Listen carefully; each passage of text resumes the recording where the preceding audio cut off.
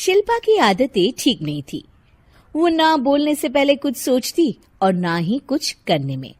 उसकी इस आदत से सभी परेशान रहते। बहन, घर पर मेहमान आए हैं और शक्कर खत्म है, थोड़ी शक्कर दे दो, मैं बाजार जाऊंगी तो ले आऊंगी। अरे शिखा बहन, तुम तो माफी करे, जब देखो तुम्हारे घर में कुछ न कुछ खत्म ही रहता है। अरे शिल्पा, चिल्ला क्यों रही हो? कहा ना घर में मेहमान बैठे हैं, सुन लेंगे। सुन लेंगे तो सुन ले, तुम लोगों की मांगने वाली आदत तो बंद होगी। अच्छा शिल्पा, ना दो शक्कर, लेकिन बात तो अच्छे से करो। एक कटोरी शक्कर के लिए तुमने मेरी बड़ी बेइज्जती कर दी। शिल्पा बड़बड़ाते अंदर चली जाती है तो शिखा भी घर चली जाती है। माँ, क्या हुआ? अरे कुछ नहीं बेटा, पता नहीं कहां कहां से ऐसे पड़ोसी आ जाते हैं, जब देखो तब कुछ न कुछ मांगने के लिए घंटी बजाते हैं। अब घंटी बजे तो दरवाजा ना खोलना। पता नहीं माँ की ये आदत कैसे बदलेगी, किसी को कुछ भी बोल देती है, बोलने से पहले सोचती भी नहीं।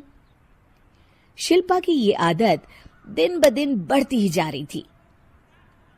एक दिन शिल्पा के दरवाजे सब्जी वाला आया। सुनो भैया, मुझे ये भिंडी, टिंडे, लौकी और आलू के साथ 1 किलो प्याज दे दो। जी बहन जी। वो एक एक कर सारा सामान पैक कर देता है। कितने पैसे दूं?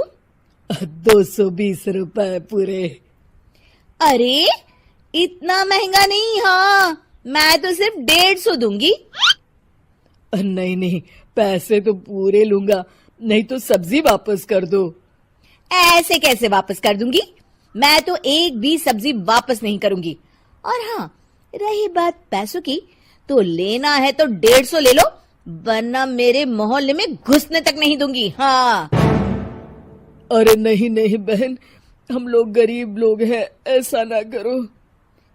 पकड़ो ये 150 और दफा हो जाओ। शिल्पा की बेटी अंदर से ये सब देख रही थी। शिल्पा, तूने तो हद कर दी। बेचारा गरीब आदमी, उसका तो गुजारा ही इसी से होता है। बोलने से पहले सोचा कर बेटा।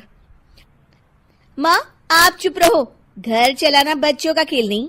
और वैसे भी इतनी महंगी सब्जी थोड़ी ना होती है। आपको तो सिर्फ खाने से मतलब है, लेकिन मुझे तो सब सोचना पड़ता है ना।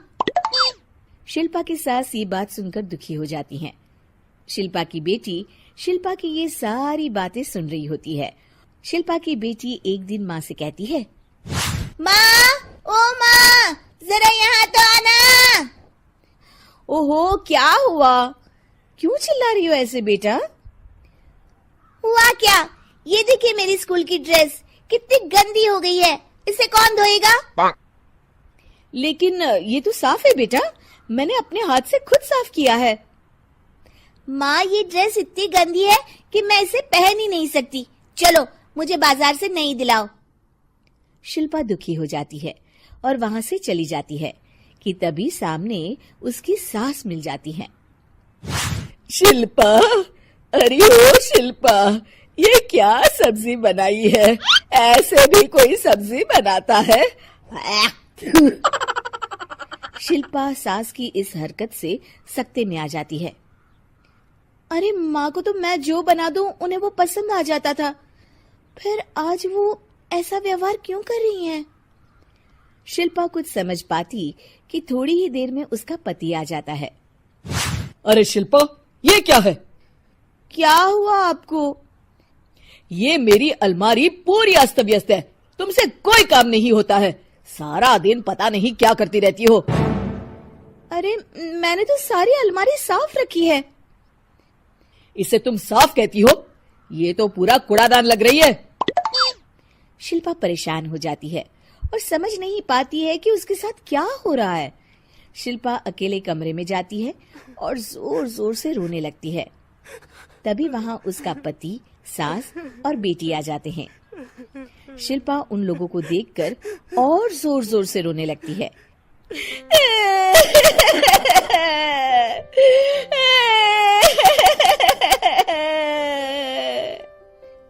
कि तभी उसकी सास उससे कहती है, क्या हुआ?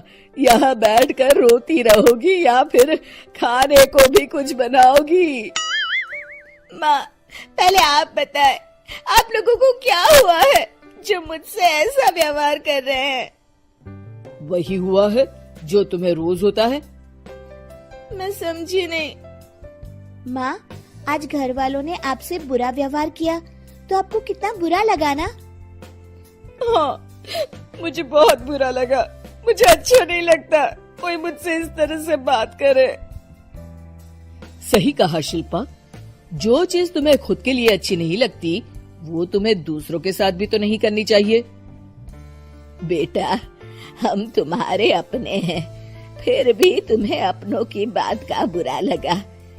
लेकिन सोचो, जिन बाहर के लोगों से तुम ऐसा व्यवहार करती हो उन्हें कैसा लगता होगा।